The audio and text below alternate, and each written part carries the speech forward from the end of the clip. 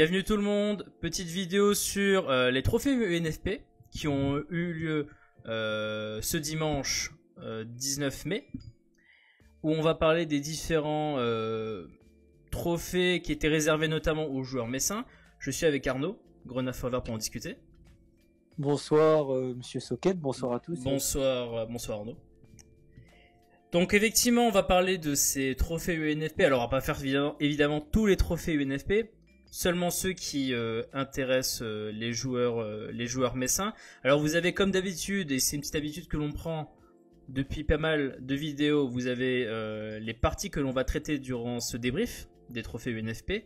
Tout d'abord on va parler du trophée UNFP de meilleur entraîneur, ensuite du trophée UNFP de meilleur gardien, le trophée UNFP de meilleur joueur, et on va terminer par le 11, le meilleur 11 de la saison qui a donc été révélé là vers la fin de cérémonie. On va commencer tout d'abord sans plus tarder par le trophée de meilleur entraîneur. Donc, alors pour rappel, est-ce que tu peux nous rappeler un peu les entraîneurs qui étaient nominés pour ce trophée, Arnaud ? Alors, il y avait Pascal Gastien, entraîneur de Clermont-Ferrand. C'est ça. Il y avait Monsieur Frédéric Antonetti, évidemment, entraîneur du Football Club de Metz. Monsieur Jean-Marc Furlan, l'entraîneur du Stade Brestois. Et Monsieur Philippe Insberger, l'entraîneur du Grenoble Foot. C'est ça. Et donc... Et Monsieur... Et pardon, j'en ai oublié un. Ah bah oui. Pas Monsieur Olivier Dallaglio, l'entraîneur de Orléans. C'est ça. On va vite parler. Alors le résultat, bon, alors qui est un peu une surprise quand même. Tout d'abord, je pense que c'est une surprise.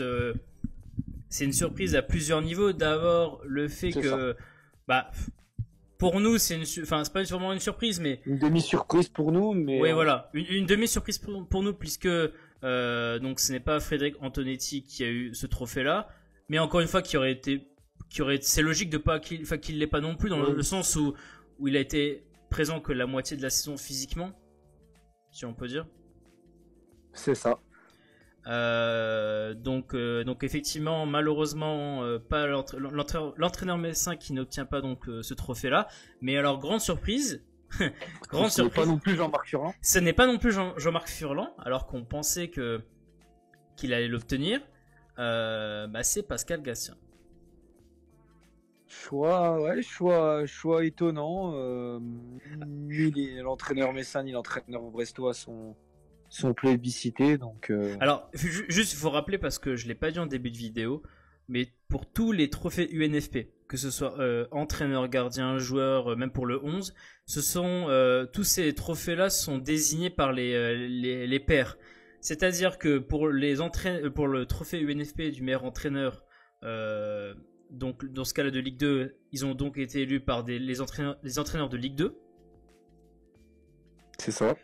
Pour les gardiens, ce sont donc les gardiens de Ligue 2 qui ont élu le meilleur gardien de Ligue 2. Pour le meilleur joueur de Ligue 2, ce sont donc l'ensemble des joueurs de Ligue 2 qui ont voté. Et pour le 11, c'est également le cas, ce sont l'ensemble des joueurs de Ligue 2 qui ont choisi ce 11. Et donc effectivement, pour revenir à ce que tu disais, donc surprise. Énorme surprise, ouais, c'est un choix assez inattendu. Donc ça vient récompenser la belle deuxième partie de saison du Clermont Foot. Donc nous, voilà, côté messin, on va pas dire qu'on se sent floué, on est un peu déçus, mais je pense qu'ils doivent être un peu plus déçus côté brestois. C'est ça. Donc bon, voilà. Donc t'avais pas forcément... On n'avait pas forcément une attente énorme sur ce trophée-là, en particulier, entre guillemets. Non mais c'est clair, parce qu'au final, quand tu regardes...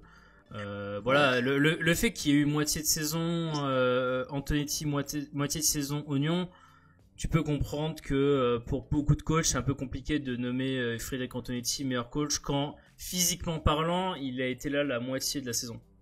C'est un des 3 trophées auxquels nos joueurs étaient conviés, où on avait entre guillemets le moins d'attente. C'est ça. Et donc voilà, donc après c'est un trophée qui nous passe sous le nez. Il y avait beaucoup plus d'espoir peut-être sur le trophée, le deuxième trophée dont on va parler, à savoir le trophée de meilleur gardien. Alors est-ce que tu peux nous rappeler les nominés, si tu les as de tête, si on a juste Donc il y avait Mamadou Samassa, le gardien de Troyes.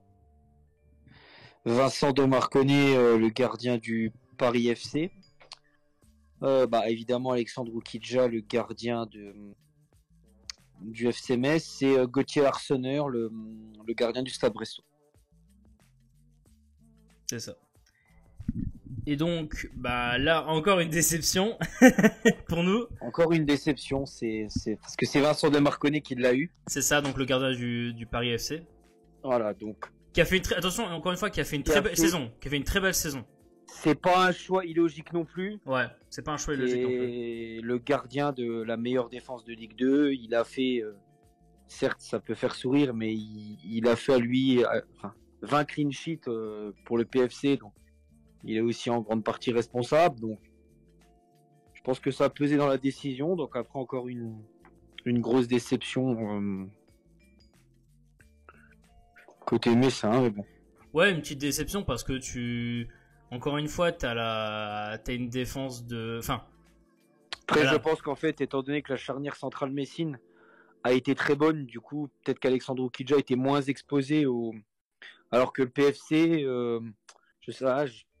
Tu penses que le PFC, c'est beaucoup plus reposé sur son gardien d'un point de vue défensif que Metz ne l'a fait, puisque Metz avait, comme tu l'as dit, et d'ailleurs ça rejoint des propos que j'avais évoqués lors de la vidéo sur les tops, je sais pas si tu t'en souviens, où j'avais expliqué pourquoi est-ce que je ne mettais pas Oukidja dans le top 5, c'est parce que pour moi, il est peut-être un peu dépendant de la défense qu'il y a devant lui, même si le peu de sollicitations qu'il a durant un match, il est très efficace. C'est ça.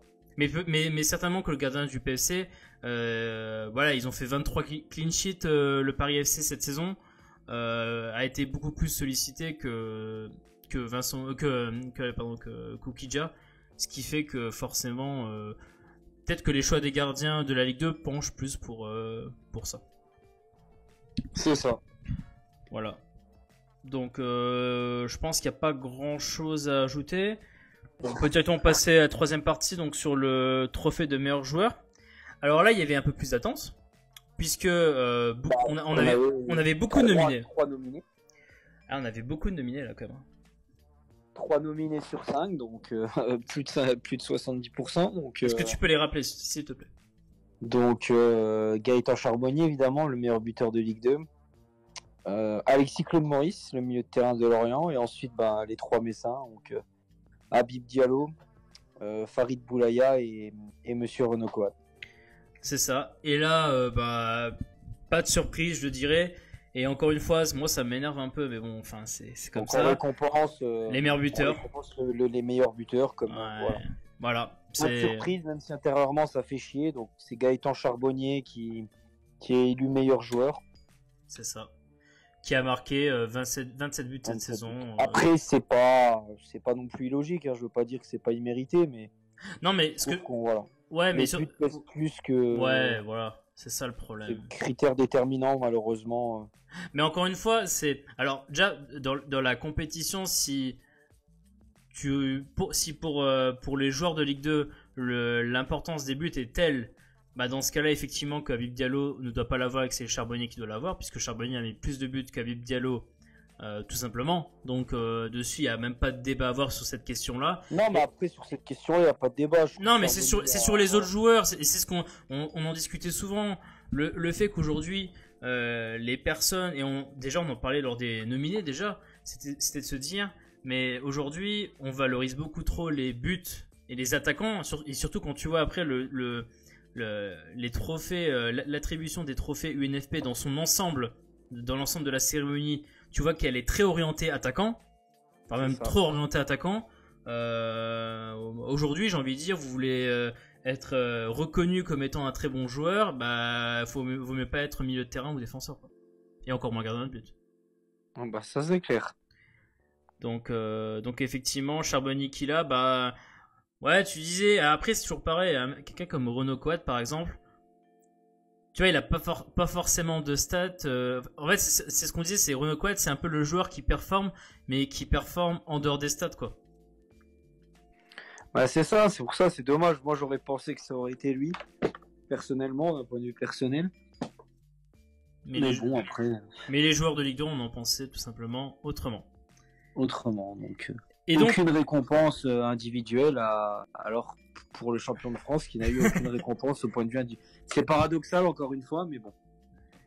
Ah, mais bon, c'est. Qu'est-ce que tu veux? C'est encore une fois, on va pas. Je pense qu'il n'y a même pas de. Il n'y a pas de logique à chercher dans ces choix-là, parce que c'est fait par des joueurs qui, déjà du fait de leur métier de footballeur, vont pas forcément regarder attentivement ce qui se fait autour. C'est ça. Sachant que pour moi, tous les joueurs nominés dans à peu près toutes les catégories méritaient de le gagner, quoi. Enfin, on dit ça pas. Nous, on est un peu triste que ce soit pas un joueur de Metz, mais au final, voilà quoi, il le mérite quasiment tous. C'est vrai qu'après le choix final, tu peux toujours un peu en discuter, mais encore une fois, il faut avoir une vision hyper large, il faut être un peu en dehors, tu vois, du terrain pour vraiment se faire une bonne image de qui a vraiment performé. Et même quand t'es joueur du championnat où évoluent les mecs qui sont nominés, c'est dur d'avoir ce recul, quoi. Bien sûr. C'est clair. Et donc nous, dernière partie vite fait, puisqu'on va parler. Alors là, on avait de l'espoir parce qu'on s'est dit, attends, on s'est fait avoir sur le sur le trophée de meilleur entraîneur, sur le trophée de meilleur gardien, sur le trophée de meilleur joueur. On s'est dit, bon, il y a le 11, donc le fameux 11 de la saison Ligue 2. Selon les différents 11 qui avaient été un peu annoncés par les différents médias, on pouvait aller espérer avoir 3 joueurs de Metz maximum peut-être dans les nominés. C'est ça. Et là, on a fait une razzia dans le 11, puisque on a 7 joueurs sur les 11. Sur les 11 qui ont été nommés dans ce 11 sur ce 11 de la saison en Ligue 2. Est-ce que tu les as en tête, si tu peux nous les dire? On en a quasiment 2 par poste. Le gardien, c'est de Marconi, étant donné que c'est le meilleur gardien de Ligue 2. Logique. On a Thomas Delaine. Oui. On a Thomas Delaine en latéral gauche, assez logique vu sa saison. C'est ça. Saison dont on parle et qui justifie pleinement le positionnement dans le top 5 pour toi et pour moi que l'on a fait sur la vidéo des top 5 de la saison du FC Metz. C'est clair, donc c'est une juste récompense de le retrouver là. C'est ça. Après, encore une fois, l'un ne va pas sans l'autre, donc on récompense la charnière centrale Messine qui sont tous les deux dans le 11 type de Ligue 2.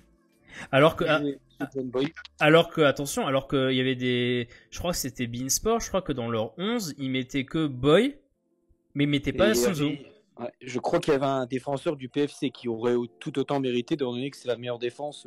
Ouais, et je crois que ce joueur-là, la stat qu'ils avaient mis en avant, c'était qu'il était l'un des rares, il était l'un des défenseurs qui était le moins dribblé du championnat. Si je me souviens bien. C'est pour ça qu'il avait été mis dans la charnière centrale. Donc ça, c'était Beansport qui avait fait ça. Donc voilà. Et puis alors, la suite, latéral droit, c'était Fabien Santonze, le latéral du Racing Club de Lens. C'est ça. Ensuite, au milieu de terrain, donc somme toute logique, nous avons. Après, c'était des compos de la LFP, donc il y a des gens qui sont à des postes sur les trophées NFP qui ne sont pas forcément les postes. Oui, comme d'habitude. Hein. Donc là, Renaud Coad est positionné dans un milieu à 3. En toute logique, il est dans le 11 type de Ligue 2. C'est ça. Je veux dire, on va pas revenir là-dessus, on a fait une vidéo. Mais... Alexis Claude Maurice, c'est là aussi pour Lorient. On a Farid Boulaya qui est du coup positionné à ce poste-là. C'est ça. Donc, je pense qu'il est assez surpris quand même de le voir en 11 type de la Ligue 2. Et moi, je suis vachement surpris quand même. Donc, je pense que les gens ont vraiment été éblouis par sa grosse première partie de saison et n'ont pas trop tenu rigueur de sa deuxième partie de saison. Non, c'est clair, ouais. Je pense que c'est ça aussi. Et puis on a 2 Messins dans la ligne d'attaque pour accompagner Gaëtan Charbonnier qui est évidemment présent dans le 11 type avec Habib Diallo. Oui. Deuxième meilleur buteur de de Ligue 2 et là je suis vraiment content pour Ah ouais, là, le dernier. là, Le dernier, alors là, quand j'ai vu ça, j'ai dit, ah, là, par contre, ils font plaisir. ouais. Là. Monsieur Opengate, vraiment content de le voir là, c'est notre première récompense. Mais alors, autant tu vois, Opengate, dans le positionnement comment dire, le positionnement qu'ils ont octroyé à Opengate sur le 11, donc c'était son positionnement. Ouais, son positionnement, et tu dis, waouh, le mec a pas non plus été hyper étincelant statistiquement parlant. Peut-être que dans le jeu, quand les mecs l'ont joué, ben ils ont vu que c'est un mec chiant, et donc qui a un peu marqué les esprits, tu vois. C'est une juste récompense. C'est l'un de ceux que je suis le plus content de voir dans ce 11 type là. Je sais pas si c'est Boulaya ou Opengate pour moi qui était le plus inattendu. Je dirais quand même Opin là, parce qu'au final Boulaya c'est inattendu, mais comme il était nommé dans les 5 meilleurs joueurs de Ligue 2, déjà on pouvait s'attendre peut-être à le voir dans le 11 type par rapport à sa nomination. Ah oui, bah oui, bien sûr, oui. Mais encore une fois, tu te rends compte que si en fait Charbonnier n'est pas dans ce 11 là, en plus Boulaya aurait peut-être été mis genre ailier gauche, tu vois. Parce que c'est ça, ouais. Ça aurait pu être ça. C'est ça aurait pu être ça. Là ils sont obligés parce que bah dans les voix ils se retrouvent avec. Après ils auraient peut-être pu être plus malins. Ils auraient pu faire mettre un système à deux attaquants, ça aurait du sens, tu vois. Mettre Opa en 10. Bon après mettre Opa en 10. Après Alexis Claude Maurice se retrouve dans le milieu de terrain, c'est aussi un joueur de côté. Ouais, en plus. Bah après donc, il est placé milieu gauche, je crois, sur le 11. C'est ça, donc on voit vraiment que sur le 11 c'est la priorité aux joueurs offensifs, parce qu'au final, à part Coad qui a un rôle un peu plus défensif, tous les autres sont des joueurs ayant des caractéristiques offensives. C'est ça. Donc voilà, donc si on fait un petit bilan rapide pour terminer cette vidéo-là, déception au niveau des trophées individuels, puisque 0 pointé au niveau du meilleur entraîneur, 0 pointé au niveau du meilleur gardien, 0 pointé au niveau du meilleur joueur, mais après une razzia dans le 11 de la saison. Au niveau collectif, une vraie razzia, donc c'est bien, on est quand même... je pense qu'au final, c'est... Bah tu vois, si on retenir ça au final. Ouais, parce qu'au final, si on n'avait pas eu... Tu vois, si on avait peut-être eu que un ou deux joueurs, bon peut-être pas un, mais imaginons qu'on ait eu genre 2 joueurs, peut-être aller max 3 dans le 11 de départ, ça aurait peut-être pas été un aussi gros lot de consolation en fait au final sur ces trophées. Là, ce qui est bien, c'est qu'on a vraiment des joueurs à tous les postes qui sont donc ce qui prouve que les gens ont vraiment été ont reconnu le travail fait par toute l'équipe du Football Club de Metz cette saison, quoi. C'est ça. Et je vais pas faire mon malin, mais c'est pas comme si alors comment dire alors je crois que je peux le dire, mais je crois que dans mon top 5 est actuellement, enfin mon top 5 est est présent sur le 11. Le top 5 qu'on a fait, tu sais, sur les meilleurs joueurs de la saison. Bien sûr, oui. Je crois que mon top 5 est dedans parce que il y a la charnière que j'avais mis en numéro 1. En numéro 2, j'avais mis qui en numéro 2 moi? Diallo? Oui, j'ai mis Diallo. J'ai mis Coad en 3. Ouais, j'ai Coad en 3, j'ai Delaine en 4 et j'ai Opa en 5. Et j'ai Opa en 5, donc je fais un 100%. Voilà. Eh, salut. Non mais après comme disait Oukidjer et peut-être, mais bon c'était logique si le gars est plébiscité pour les gardiens, le gardien du PFC c'est logique qu'il soit dans le 11. Donc ouais, donc même moi j'en ai 4 sur 5 du coup dans le 11 type que j'avais dans mes tops, j'avais juste mis Alexandre Oukidjer. Ouais, donc on n'est pas loin de la vérité. On n'est pas loin de la vérité, bon au final Marvin n'y est pas parce que je pense qu'il paye ça. C'est aussi subjectif hein, parce que les gens auraient pu penser que Marvin Gakpa il a fait une demi-saison aussi non mais elle était pas comme Boulaya donc ouais, mais elle était pas si éblouissante, elle a quand même été éblouissante sur le mois de janvier-février, mais tu vois, c'était pas des moments clés, genre c'était pas le début de saison, c'était pas la fin de saison non plus où il était le plus flamboyant, tu vois. Donc forcément, c'est un peu plus dur pour un mec comme Gakpa d'être d'être dans ce 11 là. Mais sinon à part ça, bah ouais, assez logique quoi. Donc voilà, donc c'est pas mal pour ça. On va vous laisser sur ça. On n'oublie pas, pour ceux qui sont restés jusqu'au bout, de mettre un petit pouce à la vidéo, ainsi qu'un petit un petit abonnement. Si vous pouvez juste nous aider un tout petit peu, ça serait bien. Et nous, on vous dit à la prochaine. Prochainement, d'autres vidéos vont arriver. Une vidéo, alors sur peut-être sur un débat entre Maïga ou Fofana. Donc ça va être assez. Donc on a fait une petite vidéo là-dessus. Et on se retrouvera aussi pour le bilan de fin de saison qui devrait arriver aussi très prochainement, d'ici la semaine du 20 mai.